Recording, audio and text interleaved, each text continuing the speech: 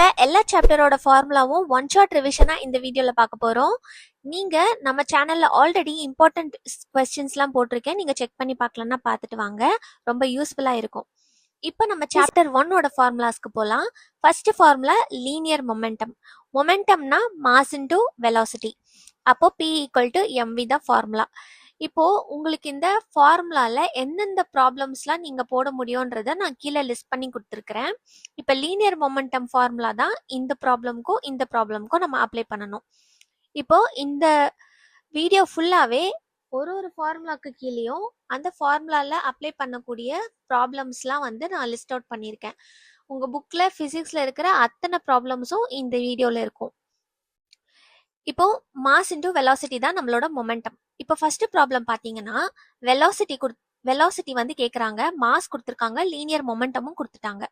So இப்போ velocity find பண்ணணும்னா என்ன பண்ணணும்? Linear momentum divided by mass பண்ணணும். ஸோ இப்போ ஒரு ஃபார்முலா இருக்குன்னா அதை வச்சு நீங்க வந்து என்ன கொடுத்துருக்காங்களோ அதை வச்சு நீங்க ஃபார்முலாவை டிரைவ் பண்ணிக்கணும். இப்போ நீங்க யூஸ் பண்ண போற ஃபார்முலா என்னது? V = P/m. ஓகேவா? ஸோ நெக்ஸ்ட் கைனடிக் எனர்ஜின்னு கொடுத்துருக்காங்கல்ல, கைனடிக் எனர்ஜின்னு பார்த்து வித்தியாசமா இருக்குன்னு பயப்படாதீங்க. வெலாசிட்டி தான் கைனடிக் எனர்ஜி. இப்போ இதுல வெலாசிட்டி வந்து கான்ஸ்டன்டா இருக்கு. அப்ப மாஸ் இன்க்ரீஸ் ஆக ஆக நம்மளுக்கு மொமெண்டமும் இன்க்ரீஸ் ஆகும். ஸோ இப்போ ரேஷியோ ஆஃப் மொமெண்டா 2:1னா நம்மளோட ஆன்சர் ரேஷியோ ஆஃப் மொமெண்டமும் 2:1 தான். ஸோ இது ரெண்டுமே ரொம்ப இம்பார்ட்டன்டான சம்மு. நெக்ஸ்ட் ரிசல்டன்ட் ஃபோர்ஸ்னா ரெண்டு ஃபோர்ஸ் அப்ளை ஆகுது, ஒரே ஆப்ஜெக்ட் மேல அப்ளை ஆகுது. அப்போ ரிசல்டண்டா நம்மளுக்கு கிடைக்கிற ஃபோர்ஸ் எந்த மாதிரி இருக்கும்? அதான் ரிசல்டன்ட் ஃபோர்ஸ். இப்போ F1 வந்து ஒரு கைன்னு வச்சுக்கோங்க. இப்போ F1 வந்து ஒரு நீங்க, F2 வந்து உங்க ஃப்ரெண்டு. ரெண்டு பேரும் சேர்ந்து ஒரு பிளாக்கை நகர்த்தும் போது உன்னோட ஃபோர்ஸும் அவங்களோட ஃபோர்ஸும் சேர்ந்து அந்த பிளாக்கை தள்ள போகுது.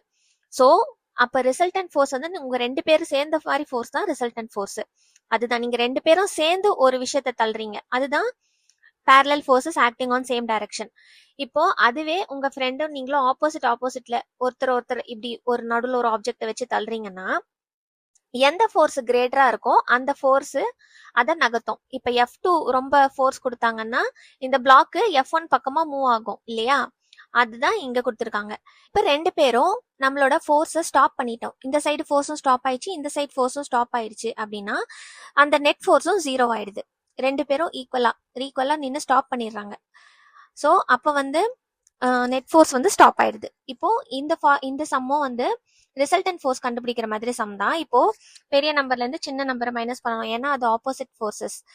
ஸோ இந்த formula Fnet = F2 - F1 formula use பண்ணி இதை வந்து நம்ம பண்றோம். நெக்ஸ்ட் மொமெண்ட் ஆஃப் கப்பிள் வச்சு நம்மளுக்கு வந்து ஒரு சம் இருக்கு. பட் ஆனா அது அவ்வளோ இம்பார்ட்டண்டா இருக்காது. நீங்க வந்து தெரிஞ்சுக்கலாம், நீங்க ஒர்க் அவுட் பண்ணி பாத்துருங்க. ஓகேவா? நெக்ஸ்ட் ஃபோர்ஸ்னாலே உங்களுக்கு தெரியும், மாஸ் இன்டு ஆக்சிலரேஷன். ஆக்சிலரேஷன்னா என்னது? Change of velocity in a given time, அதுதான் ஆக்சிலரேஷன். இப்போ V - U/T அது என்னது? Change of velocity in time, அதுதான் வந்து ஆக்சிலரேஷன் சொல்லுவோம் இல்லையா? So F = m × a. இப்போ ஃபோர்ஸோட SI யூனிட் வந்து நியூட்டன். நான் எல்லாத்துக்குமே யூனிட்ஸும் கொடுத்துருக்கேன், இம்பார்ட்டண்ட்டான வேல்யூஸும் கொடுத்துருக்கேன். எல்லாமே இந்த பர்டிகுலர் வீடியோவில் உங்களுக்கு கவர் ஆயிடும். ஸோ இப்போ இந்த ஃபார்முலாஸ் எல்லாம் பார்த்தீங்கன்னா இந்த ஃபோர்ஸ் = m × a இந்த ஃபார்முலா இருக்கு இல்லையா, இதை யூஸ் பண்ணி ஒர்க் அவுட் பண்ணுற மாதிரி ஆன சம்ஸ் தான் இதெல்லாம். நெக்ஸ்ட் டார்க் சம்மும் ஒரு சம் இருக்கு நம்மளுக்கு புக் பேக்ல, அதை நீங்க ஒர்க் அவுட் பண்ணி பாருங்க. ஒண்ணுமே இல்லை, டைரக்டா ஃபார்முலா அப்ளை பண்ணாலே போதும். Next gravitational ஃபோர்ஸ்னா G × m1 × m2/r² இல்லையா? G வந்து ஒரு கிராவிடேஷனல் கான்ஸ்டன்ட், அதுக்கு வந்து ஒரு வேல்யூ இருக்கு. இது வந்து நீங்க தெரிஞ்சு வச்சுக்கோங்க, உங்களுக்கு வந்து 1 மார்க்ல இருக்கும். இதை யூஸ் பண்ணியும் நம்மளுக்கு சம்ஸ் வரும். இப்போ ஆக்சிலரேஷன் டியூ டு கிராவிட்டி வந்து Gm/r². ஓகேவா? இப்போ இந்த ரெண்டு ப்ராப்ளம்ஸும் இந்த ஃபார்முலாவை பேஸ் பண்ணி போடணும். நெக்ஸ்ட் இது வந்து ஜஸ்ட் உங்க இன்ஃபர்மேஷனுக்காக தான் கொடுத்துருக்கேன். இது பேஸ் பண்ணி நம்மளுக்கு எந்த ப்ராப்ளமும் கிடையாது. நெக்ஸ்ட் நம்ம சாப்டர் 2க்கு போகலாம். சாப்டர் 2ல ஃபர்ஸ்ட் எடுத்தோடனே ஸ்னெல்ஸ் லா இருக்கு.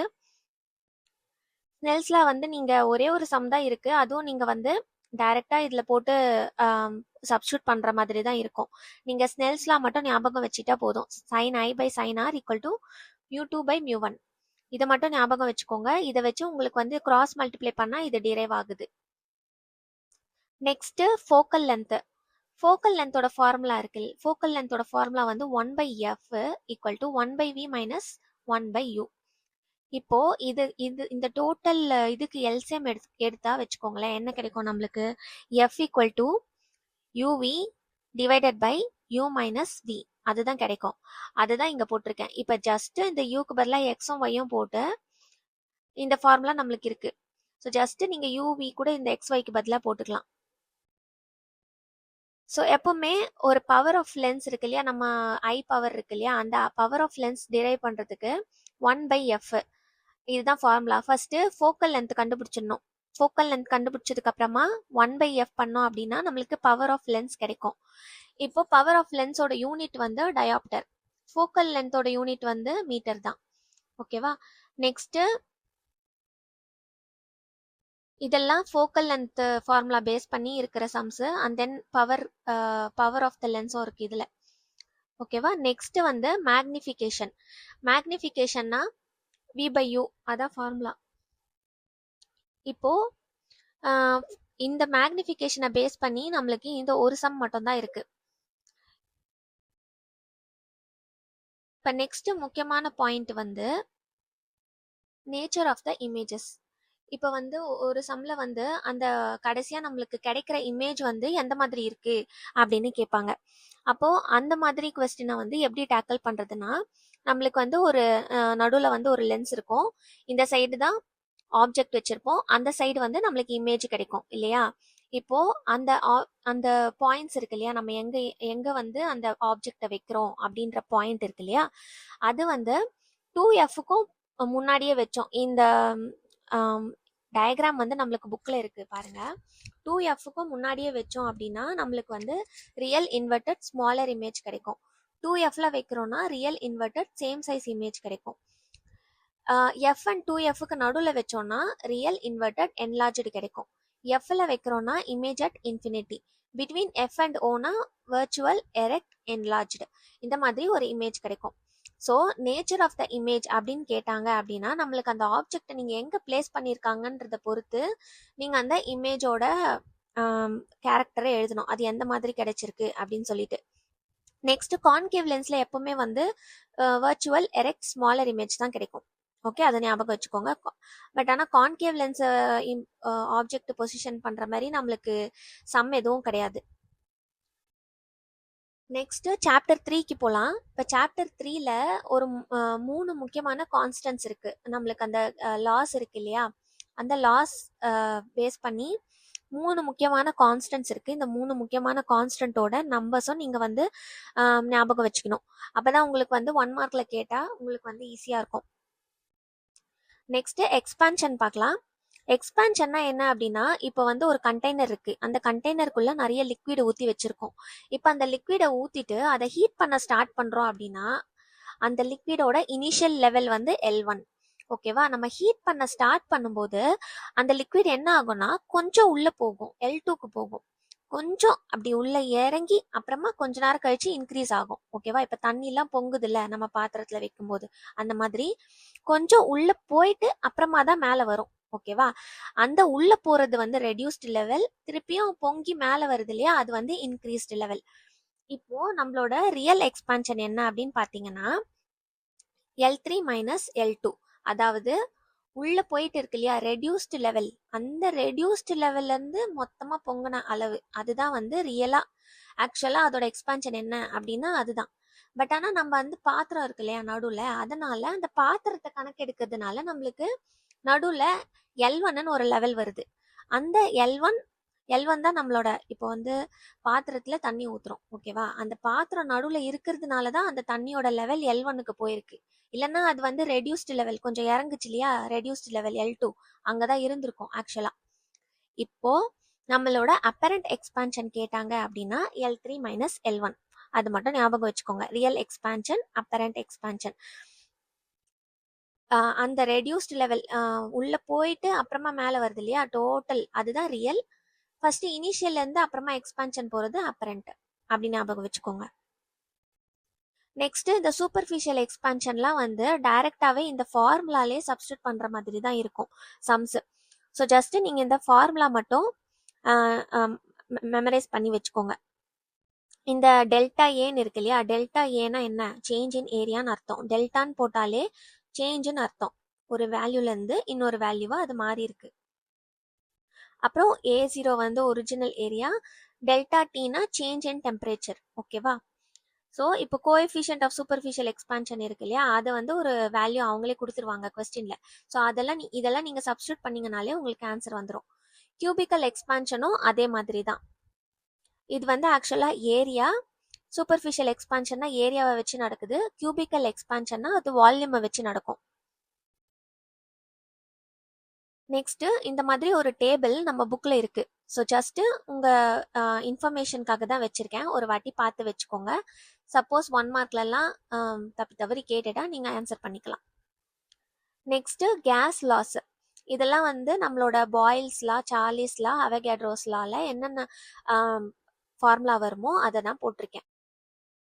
இப்போ சார்லிஸ்லாம் என்ன சொல்லுதுன்னா, அட் கான்ஸ்டன்ட் டெம்பரேச்சர் கான்ஸ்டன்டா இருக்கும்போது ப்ரெஷர் வந்து இன்க்ரீஸ் ஆச்சுன்னா வால்யூம் வந்து டிக்ரீஸ் ஆகும். ப்ரெஷரை இன்க்ரீஸ் பண்ணுறோன்னா வால்யூமை டிக்ரீஸ் ஆகும். அதாவது ஒரு கேஸை போட்டு இப்படி அமுக்குறோம் அப்படின்னா அதோட ப்ரெஷர் கொடுக்குறோம், அப்போ வால்யூமும் டிக்ரீஸ் ஆகும். ஓகேவா? சார்லிஸ் லாஸ் என்னன்னா, இப்போ ஒரு ப்ரெஷரை வந்து நம்ம கான்ஸ்டன்டா வைக்கிறோம், ப்ரெஷர் வந்து கான்ஸ்டன்ட் பண்ணிட்டோம். இப்போ டெம்பரேச்சர் இன்க்ரீஸ் ஆக ஆக வால்யூமும் இன்க்ரீஸ் ஆகும். இப்போ நம்ம வந்து ஒரு கேஸை பாயில் பண்ணும்போது அது வந்து அதோட வால்யூம் வந்து இன்க்ரீஸ் ஆகுதான். ஓகேவா? நெக்ஸ்ட் அவகேட்ரோஸ்லா. அவகேட்ரோஸ்லா அப்படின்னா இப்போ வந்து அதேதான், ஒரு கான்ஸ்டன்ட் ப்ரெஷரை வந்து கான்ஸ்டன்டா வச்சுக்கிறோம். அப்போ வால்யூம் இன்க்ரீஸ் ஆகும்போது அது உள்ள இருக்கிற நம்பர் ஆஃப் ஆட்டம்ஸும் இன்க்ரீஸ் ஆகுது. அதுதான் வந்து அவகேட்ரோஸ்லா. இப்போ ஒரு பலூன் இருக்கு, அதை ஊதுறோம் அப்படின்னா நம்ம கேஸ் ஊத அதுல இருக்கிற நம்பர் ஆஃப் ஆட்டம்ஸ் வந்து ஜாஸ்தியா இன்க்ரீஸ் ஆயிட்டே போகும். அதுதான் அவகேட்ரோஸ்லா. இப்போ நெக்ஸ்ட் வந்து இப்போ இந்த எல்லா ஈக்குவேஷன்ஸையும் கம்பைன் பண்ணும்போது நம்மளுக்கு pressure into volume divided by number of atoms into temperature equal to a constant அப்படின்னு கிடைக்கும். ஓகேவா? இந்த ஈக்குவேஷனை ஞாபகம் வச்சுக்கோங்க.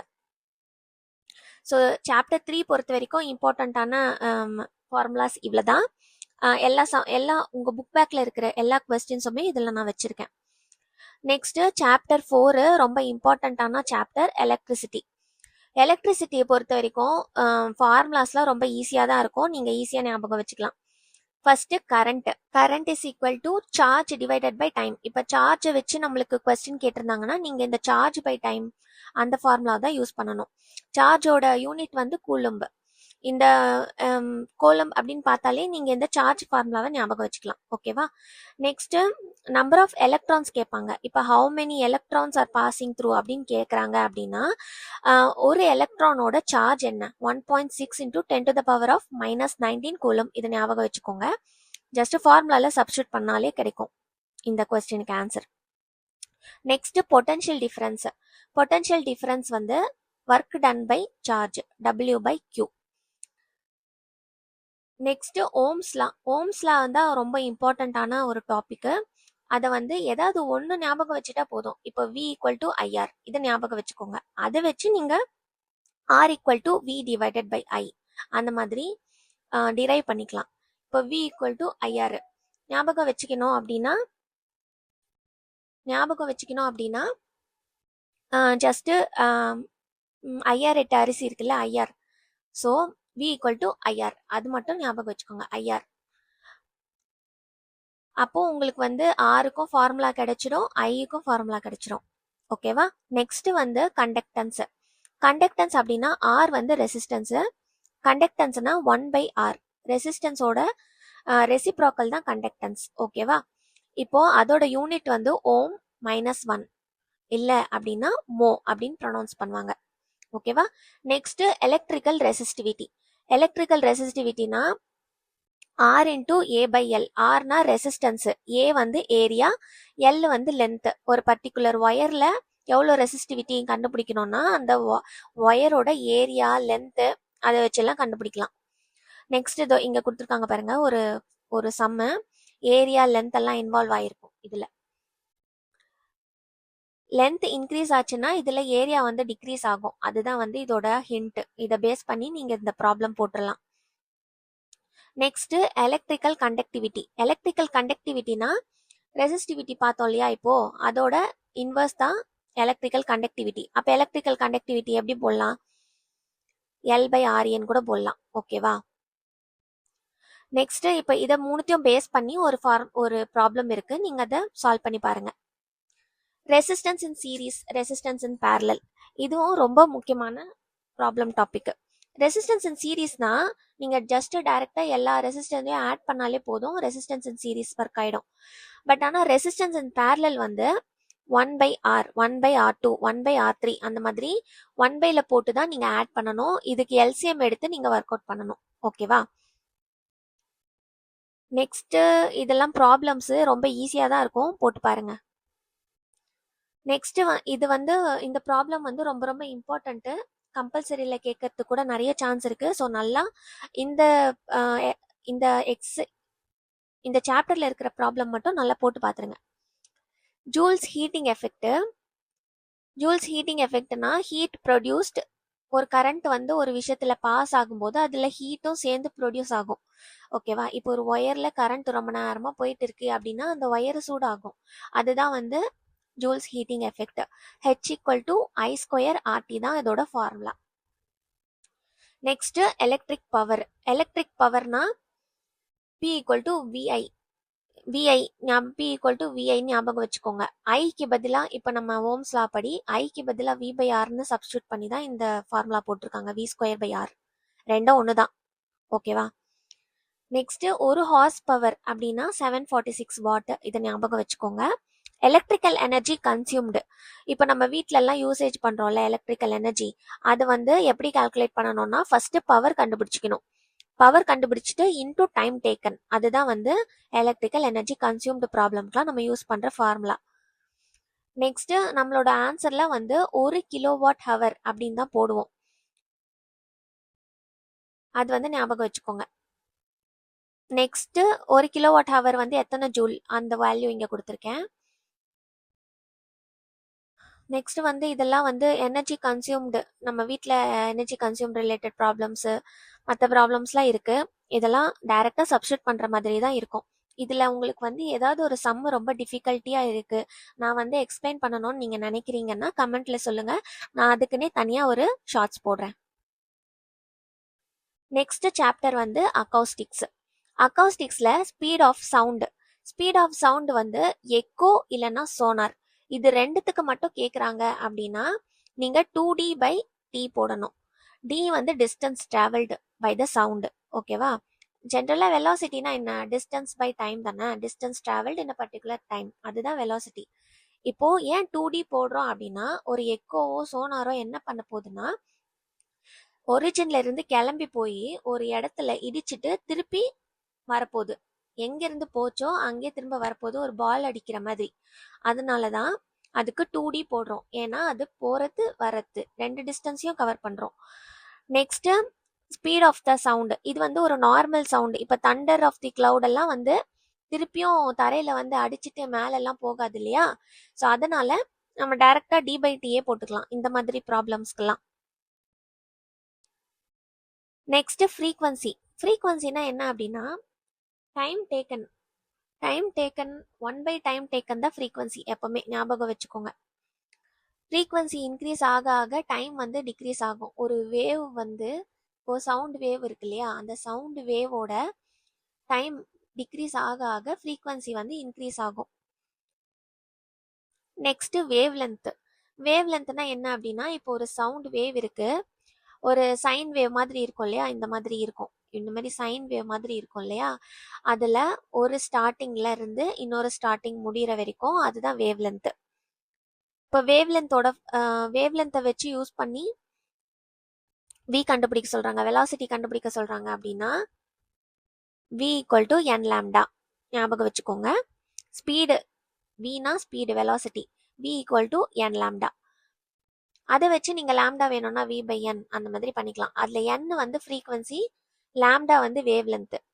So speed, frequency, wave length. ஓகேவா? நெக்ஸ்ட் வெலாசிட்டி வெர்சஸ் டெம்பரேச்சர்னு ஒரு ஃபார்முலா இருக்கு. இது வந்து அவ்வளோ இம்பார்ட்டன்ட் இல்லை, உங்களால முடியும்னா ஞாபகம் வச்சுக்கோங்க.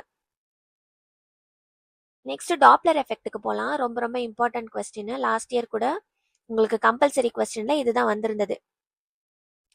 இப்போ டாப்ளர் எஃபெக்ட்னா அப்பரண்ட் ஃப்ரீக்வன்சி தான் ஃபைண்ட் பண்ண போறோம். Apparent frequency n dash equal to v plus vl divided by v minus vs into frequency. ஓகேவா, ஒரிஜினல் ஃப்ரீக்வன்சி. இப்போ என்ன அப்படின்னா எல் வந்து லிசனர், எஸ்னா சோர்ஸ். ஓகேவா, வினா வந்து speed of the light, I mean speed of the sound, sorry. விஎல்னா speed of the listener, விஎஸ்னா ஸ்பீட் ஆஃப் த சோர்ஸ். ஓகேவா, இப்போ ஃபார் எக்ஸாம்பிளுக்கு நீங்க வந்து ஒரு வண்டியில போயிட்டு இருக்கீங்க. ஓகேவா, அப்போ ஒரு வண்டி உங்க பின்னாடியே ஹார்ன் அடிச்சுட்டே உங்க பின்னாடியே வரான். ஓகேவா, அப்போ நீங்க வந்து லிசனர் முன்னாடி போயிட்டு இருக்கீங்க, அவன் வந்து பின்னாடி வரான் சோர்ஸ். ஓகேவா, நீங்க இதே டயக்ராமே இமேஜின் பண்ணிக்கோங்க. இது வந்து ஒரு லிசனர், இது வந்து சோர்ஸ். சவுண்டு நம்மளுக்கு சோர்ஸ்ல இருந்து தான் வரப்போகுது. ஓகேவா, இப்போ இந்த ஃபார்முலாவை வச்சு நம்ம அப்பரண்ட் ஃப்ரீக்வன்சி கண்டுபிடிக்க போறோம். இப்ப வந்து லிசனர் எப்பவுமே சோர்ஸோ லிசனரோ எந்த டைரக்ஷன்ல போகுதுன்னு பாருங்க. ஓகேவா, இதையே நீங்க எடுத்துக்கோங்க. சோர்ஸ் வந்து லெஃப்ட் ஹேண்ட் சைடு இருக்கு, லிசனர் வந்து ரைட் ஹேண்ட் சைடு இருக்கு. ஓகேவா, இந்த டயக்ராமே நீங்க ஃபிக்ஸ் பண்ணிக்கோங்க. இப்போ சோர்ஸ் லிசனர் ரெண்டு பேர்ல யாராவது ரைட் சைடு டிராவல் பண்ணி போறாங்க அப்படின்னா அந்த வெலாசிட்டி முன்னாடி நீங்க மைனஸ் போட்டுக்கணும். யாராவது ஒருத்தர் லெஃப்ட் சைடு நோக்கி டிராவல் பண்றாங்க அப்படின்னா அந்த விஎல்லுக்கு முன்னாடி பிளஸ் போட்டுக்கணும். ஓகேவா, இப்போ இந்த லிசனர் வந்து லெஃப்ட் சைடு நோக்கி வருது. லெஃப்ட்னா என்ன பண்ணணும், பிளஸ் போடணும். சோர்ஸ் வந்து ரைட் சைடு போகுது, ரைட் சைடுனா என்ன பண்ணணும், மைனஸ் போடணும். ஓகேவா, இப்போ ஃபார் எக்ஸாம்பிள் இந்த லிசனரும் ரைட் சைடே போகுதுன்னு வச்சுக்கோங்க. ஓகேவா, அப்ப நீங்க இந்த லிசனருக்கும் மைனஸ் போட்டுக்கணும் இந்த ஃபார்முலால. இந்த மாதிரி தான் உங்களுக்கு டாப்ளர் எஃபெக்ட்ல நிறைய ஃபார்முலாஸ் கொடுத்துருப்பாங்க. சோர்ஸ் வந்து லிசனரை நோக்கி போகிற மாதிரி, இல்ல சோர்ஸ் வந்து லெஃப்ட் சைடு போகுது, லிசனர் வந்து அது பின்னாடியே போகுது, அந்த மாதிரி உங்களுக்கு நிறைய ஃபார்முலாஸ் இருக்கும். அது எல்லாத்துக்குமே பேசிக் இது மட்டும்தான். ரைட்ல போனா மைனஸ் போடு, லெஃப்ட்ல போனா பிளஸ் போடு. அது சோர்ஸா இருந்தாலும் சரி, லிசனரா இருந்தாலும் சரி. பட் ஆனா சோர்ஸ் வந்து இங்க இருக்கு, லிசனர் வந்து இங்க இருக்கு. நான் வந்து டைரக்ஷனை மட்டும்தான் சொல்றேன். ஓகேவா, இப்போ சோர்ஸ் வந்து ஒரு ஸ்டேஷனரி, விஎஸ் வந்து ஸ்டேஷனரி அப்படின்னா விஎஸ் வந்து நம்ம 0 பண்ணிடலாம். விஎஸ்ன்னு அங்க ஒன்று போட வேணாம் ஃபார்முலால. அதே மாதிரி தான் விஎல்லும். ரைட்ல போனா நெகட்டிவ் போடு, லெஃப்ட்ல போனா பாசிட்டிவ் போடு. லிசனர் வந்து ஸ்டேஷனரியா இருந்துச்சுன்னா லிசனருக்கு விஎல்ல வந்து 0 பண்ணிடுங்க. ஓகேவா, இதை வச்சு நீங்க இந்த எல்லா சம்மும் போட்டுடலாம். நெக்ஸ்ட் வந்து நியூக்ளியர் பிசிக்ஸ். நியூக்ளியர் பிசிக்ஸ்ல நம்மளுக்கு அடிக்கடி கம்பல்சரி 2 மார்க்கோ இல்ல 5 மார்க்கோ கேட்டுட்டே இருக்காங்க. நீங்க கண்டிப்பா இதெல்லாம் தெரிஞ்சு வச்சுக்கோங்க. ஆல்பா டிகே, பீட்டா டிகே எல்லாம் நீங்க கன்ஃபார்மா படிச்சு வச்சுக்கோங்க. இப்ப நான் எக்ஸ்பிளைன் பண்ணிடுவேன் பாருங்க. இப்போ நியூக்ளியர் பிசிக்ஸ்ல ஃபர்ஸ்ட் நிறைய கான்ஸ்டன்ட்ஸ் இருக்கு. ஒரு Curie equal to 3.7 into 10 to the power of 10 disintegrations per second. டிஸ்இன்டெகிரேஷன்ஸ் தான் வந்து பிரேக் ஆகிறது, ஒன்னோட ஒன்று பிரேக் ஆகிறது தான் வந்து டிஸ்இன்டெகிரேஷன்ஸ். இப்போ ஒரு கியூரினா வந்து 3.7 into 10 to the power of 10, அப்பனா அது ரொம்ப பெரிய நம்பர். அத்தனை டிஸ்இன்டெகிரேஷன்ஸ் ஒரு செகண்ட்ல நடக்குது, அதுதான் வந்து கியூரி. இப்போ ஒரு பெக்கரல்னா வந்து ஒரு டிஸ்இன்டெகிரேஷன் பெர் செகண்ட் தான். அப்போ ஒரு கியூரி வந்து எத்தனை becquerel, 3.7 into 10 to the power of 10 becquerel. பெக்கரல்னா ஒரு டிஸ்இன்டெகிரேஷன் ஒரு செகண்டுக்கு, கியூரினா இத்தனை டிஸ்இன்டெகிரேஷன்ஸ் ஒரு செகண்டுக்கு. ஓகேவா, அப்போ இந்த இதை வச்சு நம்ம ஒரு பெக்கரல் என்னன்னு டிரைவ் பண்ணிக்கலாம். இதை பேஸ் பண்ணி உங்களுக்கு ஒரு சம் இருக்கு, இந்த சம்மை வந்து ஒர்க் அவுட் பண்ணி பாருங்க. நெக்ஸ்ட் வந்து அதே மாதிரி தான் கன்வெர்ட் திஸ் டிஸ்இன்டெகிரேஷன் இன்டு பெக்கரல்னு இருக்கு. இதே மாதிரி ஃபார்முலா யூஸ் பண்ணினா உங்களுக்கு கிடைச்சிடும் இதுக்கும் ஆன்சர். ஈஸியாக தான் இருக்கும், ட்ரை பண்ணி பாருங்க. உங்களுக்கு கஷ்டமா இருந்தா சொல்லுங்க, நான் அப்புறமா இன்னொரு வீடியோல எக்ஸ்பிளைன் பண்றேன். நெக்ஸ்ட் ரூதர்ஃபோர்டு, ரோயிங்டன், இந்த இதெல்லாம் தெரிஞ்சு வச்சுக்கோங்க. நெக்ஸ்ட் நம்ம டிகே பார்க்கறதுக்கு முன்னாடி ஒரு முக்கியமான விஷயம் டிஸ்கஸ் பண்ணணும். அட்டாமிக் நம்பர்னா என்ன, மாஸ் நம்பர்னா என்னன்னு ஃபர்ஸ்ட் தெரிஞ்சுக்கணும். அட்டாமிக் நம்பர் அப்படின்னா நம்பர் ஆஃப் புரோட்டான்ஸ். ஃபர்ஸ்ட் ஒரு ஆட்டம் எப்படி இருக்கும், ஒரு ஆட்டம்ல சென்டர்ல நியூக்ளியஸ் இருக்கும், சுத்தி நிறைய எலக்ட்ரான்ஸ் போயிட்டு இருக்கும், நம்மளோட சோலார் சிஸ்டம் மாதிரி. இப்போ நடுவுல இருக்கு இல்லையா நியூக்ளியஸ், அதுல புரோட்டான்ஸும் நியூட்ரான்ஸும் சேர்ந்துருக்கும். ஓகேவா? இப்போ அந்த நியூக்ளியஸை மட்டும் நீங்க மைண்ட்ல வச்சுக்கோங்க. நியூக்ளியஸ்ல நம்பர் ஆஃப் புரோட்டான்ஸ் மட்டும் சொல்றது அட்டாமிக் நம்பர். இல்ல, நியூக்ளியஸ்ல இருக்கிற டோட்டல் புரோட்டான்ஸ் பிளஸ் நியூட்ரான்ஸ் இரண்டத்தையும் சேர்த்து சொல்றது மாஸ் நம்பர். ஓகேவா? இதுல எங்கேயுமே நம்மளுக்கு எலக்ட்ரான்ஸ் வரல, ஞாபகம் வச்சுக்கோங்க. அட்டாமிக் நம்பர்னா ஒன்லி புரோட்டான், மாஸ் நம்பர்னா proton plus neutron. Okay, next இப்ப ஆல்பா டிகேக்கு வரலாம். ஆல்பா டிகேனா இப்போ வந்து ஒரு ரேடியோ ஆக்டிவ் எலிமெண்ட் இருக்கு. ரேடியோ ஆக்டிவ் எலிமெண்ட்னா என்ன அப்படின்னா அதனால வந்து ரொம்ப ஸ்டேபிளா இருக்க முடியாது. எதனால அது ரேடியோ ஆக்டிவ் ஆகும் அப்படின்னா, இப்போ ஒரு எலிமெண்ட் இருக்கு, அதோட அட்டாமிக் நம்பர் ரொம்ப பெருசா இருக்குன்னு வச்சுக்கோங்க, 89க்கும் அபோவா இருக்குன்னு வச்சுக்கோங்க. 89க்கும் மேல இருக்குன்னா பேசிக்காவே அந்த ஆட்டம் வந்து கொஞ்சம் பெருசு. ஓகேவா? பீரியாடிக் டேபிள்லயே பாத்தீங்கன்னா கடைசியில இருக்கும் இந்த ரேடியோ ஆக்டிவ் எலிமெண்ட்ஸ்லாம், ஏன்னா அதுதான் இருக்கிறதுலே பெருசு. இப்போ அந்த மாதிரி பெருசா இருக்கும்போது என்ன நடக்கும் அப்படின்னா, அந்த நியூக்ளியஸ் உள்ள என்ன இருக்கும், நிறைய புரோட்டான்ஸும் நியூட்ரான்ஸும் இருக்கும். இப்போ நிறைய புரோட்டான் இருக்கும்போது ப்ளஸ்ஸும் புரோட்டான்னா ப்ளஸ் இல்லையா, பாசிட்டிவ் சார்ஜ். அந்த மாதிரி ப்ளஸ்ஸும் நம்ம ஒன்னா சேர்த்து அந்த நியூக்ளியஸ்ல இருக்கும்போது அந்த ரிப்பல்சிவ் ஃபோர்ஸ் இருக்கும்ல, ப்ளஸ்ஸும் என்ன ஆகும், ஒன்று சேராது, ரிப்பல்சன் நடக்கும். ஸோ அந்த ரிப்பல்ஷன்னால என்ன நடக்கும் அப்படின்னா அந்த ஆட்டமே அன்ஸ்டேபிள் ஆகி அந்த நியூக்ளியஸ் உள்ள இருந்து ஒரு பார்ட் மட்டும் தனியா வெளியில வந்துடும். ஓகேவா? அதுதான் வந்து ஆல்பா டிகே. இப்போ யுரேனியமோட ஆல்பா டிகே பார்க்கலாம். யுரேனியம் 92 238 விச் மீன்ஸ் அதுல 92 புரோட்டான்ஸ் இருக்கு. 238 மாஸ் நம்பர் வந்து 238 அப்படின்னா என்ன, 146 நியூட்ரான்ஸ் இருக்கு. 146 பிளஸ் 92. ஓகேவா? 238 வந்துடும். 146 நியூட்ரான்ஸ் இருக்கு, 92 புரோட்டான்ஸ் இருக்கு யுரேனியம்ல. இப்போ இதுல இருந்து ஒரு ஹீலியம் ஆட்டம் வெளியில வந்துருச்சு அப்படின்னா 92ல இருந்து 2 போயிடும். 2 புரோட்டான் இருக்கு ஹீலியம்ல, 2 போயிடுது. ஓகேவா? 2 நியூட்ரான் இருக்கு, டோட்டலா 4. மாஸ் நம்பர்ல 4 கம்மியாயிடும். அப்போ நம்மளுக்கு அதுல இருந்து தோரியம் கிடைக்குது. ஓகேவா? சோ ஒரு அன்ஸ்டேபிள் பேரண்ட் நியூக்ளியை ஒரு ஸ்டேபிள் டாட்டர் நியூக்ளியை ஃபார்ம் பண்ணி ஒரு ஆல்பா பார்ட்டிக்கலை ரிலீஸ் பண்ணும். அதுதான் வந்து ஆல்பா டிகே. ஓகேவா? ஸோ யுரேனியம்ல இருந்து என்ன கிடைக்கும், தோரியமும் ஹீலியமும் கிடைக்கும். இப்போ இந்த 90யும் 2வையும் ஆட் பண்ணா 92, 234யும் 4யும் ஆட் பண்ணா 238. இந்த மாதிரி அட்டாமிக் நம்பரும் மாஸ் நம்பரும் இந்த லெஃப்ட் சைடும் ரைட் சைடும் டேலி ஆகணும். ஓகேவா? இதுவும் அதுவும் ஈக்குவலா இருக்கணும். இப்போ நீங்க இந்த மாதிரி ஒரு ஈக்குவேஷன் போட்டா. நெக்ஸ்ட் வந்து இதே மாதிரி ரேடியம் வந்து 3 ஆல்பா டிகே போகுதான். 3 ஆல்பா டிகே போகுது அப்படின்னா என்ன அர்த்தம், இப்ப இதுல இருந்து 2 6 புரோட்டான்ஸ் வெளியில வந்துடும். கரெக்டா? அதே மாதிரி 6 நியூட்ரான்ஸும் வெளியில வந்துடும். டோட்டலா 12. மாஸ் நம்பர்ல 12 போயிடும், அட்டாமிக் நம்பர்ல 6 போயிடும். ஓகேவா? இப்ப அதை வச்சு உங்களுக்கு ஒரு டாட்டர் எலிமெண்ட் கிடைக்கும் இல்லையா, அதுல mass number minus atomic number போட்டீங்கன்னா உங்களுக்கு வந்து 132 கிடைக்கும் answer. Next beta decay. Beta டிகேனா அதே மாதிரி தான் ஆல்பா டிகே மாதிரியே பீட்டா டிகே. பட் இந்த பீட்டா டிகேல நம்மளுக்கு வந்து ஒரு எலக்ட்ரான் வெளியில வரும். எலக்ட்ரான்னா தான் நெகட்டிவ் சார்ஜ்டு, பீட்டானா நெகட்டிவ். ஓகேவா? ஸோ ஒரு எலக்ட்ரான் வெளியில வரும். எலக்ட்ரான் வெளியில வரும்போது என்ன நடக்கும்னா நம்மளுக்கு அட்டாமிக் நம்பர்ல +1 நடக்கும். ஓகேவா? அதாவது ஒரு நியூட்ரான் வந்து ஒரு புரோட்டானா மாறிடுது. அதுதான் பீட்டா டிகே.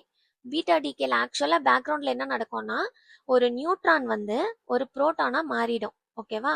அது மாறும்போது ஒரு எலக்ட்ரான் வந்து வெளியில வரும். அதுதான் வந்து பீட்டா டிகே. ஸோ இப்போ நம்மளுக்கு பாஸ்பரஸ்ல பீட்டா டிகே நடந்துச்சுன்னா சல்ஃபர் கிடைக்கும். ஓகேவா? நல்ல ஞாபகம் வச்சுக்கோங்க. Next nuclear fission. நியூக்ளியர் ஃபிஷன்னா என்னன்னா ஒரு ஆட்டம்ல இருந்து ஒரு ஆட்டம் யுரேனியம்ல இருந்து நம்மளுக்கு அது மல்டிபிளா பிரியும். ஃபிஷன்னா பிரியறது, ஃபியூஷன்னா ஒன்று சேர்றது. ஓகேவா? ஃபிஷன் வந்து பிரியறது.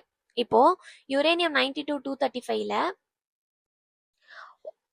ஒரு நியூட்ரான் வந்து இடிக்குது. ஓகேவா? ஒரு நியூட்ரான் வந்து இடிக்கும் போது என்ன ஆகுது அப்படின்னா நம்மளுக்கு பேரியமும் கிரிப்டானும் ஃபார்ம் ஆகுது +3 நியூட்ரான்ஸ். அதுதான் வந்து நியூக்ளியர் ஃபிஷன். இப்போ இந்த பாம் தயாரிக்கிறதுல நியூக்ளியர் ஃபிஷன் அண்ட் ஃபியூஷன் ரியாக்ஷனை வச்சு தான் நியூக்ளியர் ரியாக்டர்ஸு, ஆட்டம் பாம்ஸு எல்லாமே வந்து செய்கிறாங்க. நெக்ஸ்ட் ஒரு எலக்ட்ரான் வோல்ட்னா என்ன வேல்யூன்னு போட்டிருக்கேன், ஜஸ்ட் உங்க நாலேஜ்க்காக பார்த்து வச்சுக்கோங்க. Next nuclear fusion. நியூக்ளியர் ஃபியூஷன்னா 2 லைட் நியூக்ளியை ஹைட்ரஜனும் சேர்ந்து ஹீலியமை ஃபார்ம் பண்ணும்போது நம்மளுக்கு எனர்ஜி வந்து ரிலீஸ் ஆகும். அதுதான் நியூக்ளியர் ஃபியூஷன். இப்போ சன்னுக்குள்ள நடக்கிறதெல்லாம் வந்து நியூக்ளியர் ஃபியூஷன் தான். சன்னுலயும் இதே மாதிரி தான், நிறைய ஹைட்ரஜன் இருக்கும், அது ரெண்டும் காம்பினேஷன் நடந்து ஒரு ஃபியூஷன் ரியாக்ஷன் நடக்கும். அதுல தான் நிறைய எனர்ஜி, அந்த எனர்ஜில இருந்து தான் அவ்வளோ லைட் கிடைக்குது. ஓகேவா?